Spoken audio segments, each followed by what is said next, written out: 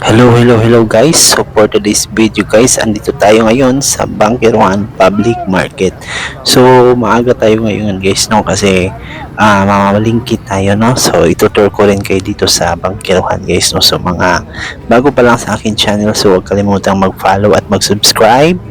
Follow nyo din ako sa TikTok, sa YouTube at sa Facebook page natin guys. So ngayon guys, punta na tayo sa fish sections. So ito yan guys, no, papunta na tayo at papasok na tayo dun sa fish section guys no. So yan na guys, at ito yung tsura dito sa loob guys no. Medyo crowded ngayon guys kasi nga linggo at medyo maaga pa. So ganito yung eksena talaga pag linggo, pag early ka dito. So dito guys is ayan yung mga presyuhan natin dito ngayon guys no. So itong video na to guys no, is late ko tong na-upload no kasi gawa ng busy tayo last sa mga ilang mga araw. So ngayon lang talaga ako naka-time nga i-edit itong video na to guys no. So ayan guys yung sitwasyon ngayon dito sa public market na to guys. So I think this is the last month pa to na video guys ng mga February. So ngayon na talaga to na-edit guys. So ayan guys. So sa mga hindi na alam guys no, so ito yung Bangkiruan Public Market, is ito yung pinakamalaking pamilihan or itong public market sa buong Davao City guys. So dito yung medyo mura siya ng price no compare sa other na public market kasi dito talaga binabagsak yung mga yung mga gulay, isda. So ngayon guys is nandito tayo sa mga palibilihan ng mga prutas, mga gulay. Ayan.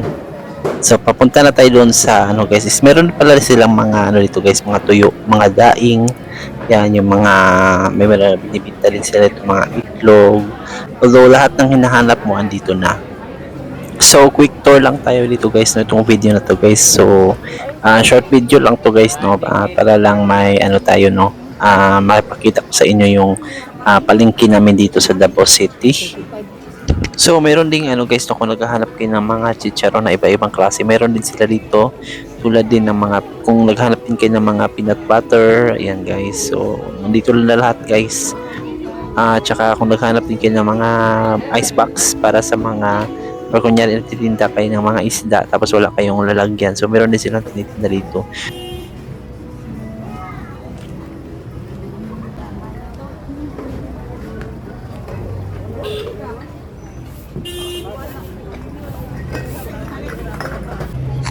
So dito na part guys is pupunta tayo sa farmer sections, yung talagang doon sa may mismong bagsakan talaga ng mga gulay guys, tsaka yung mga tulad ng kamatis. Dadaan na tayo dito ngayon sa overpass guys no. So ito yung makikita nyo pag dito kayo dumaan guys no. So marami din nagtitinda ng mga ukay-ukay din. Tapos kailangan natin tumawid doon sa kabila guys kasi doon na located yung farmer sections ng bagsakan. So ayan guys, at ayan tatawid na tayo ng tulay, overpass pala. So yan guys, dito din sa taas guys, marami din kayo makikita no. Marami din mga nagtitinda dito sa taas guys.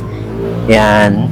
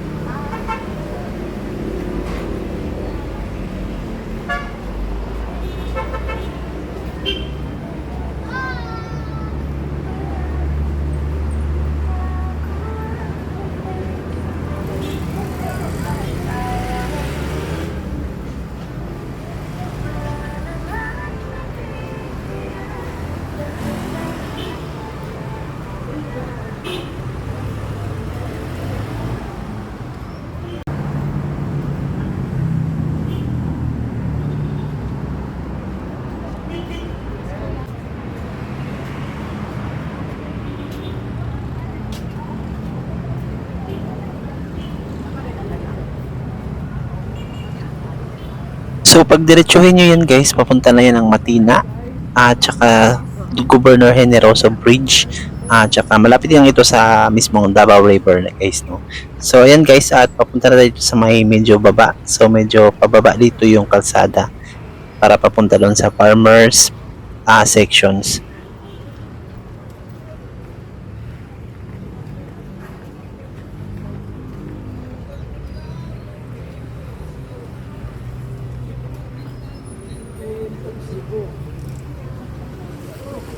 So guys, andito na tayo sa farmer sections guys, no. So dito talaga yung binabagsak yung mga gulay guys, no, mga fresh na gulay pa talaga to guys. Galing sa sa iba-ibang mga farm. So hanggang dito na lang yung ating video guys, no. Salamat sa panonood.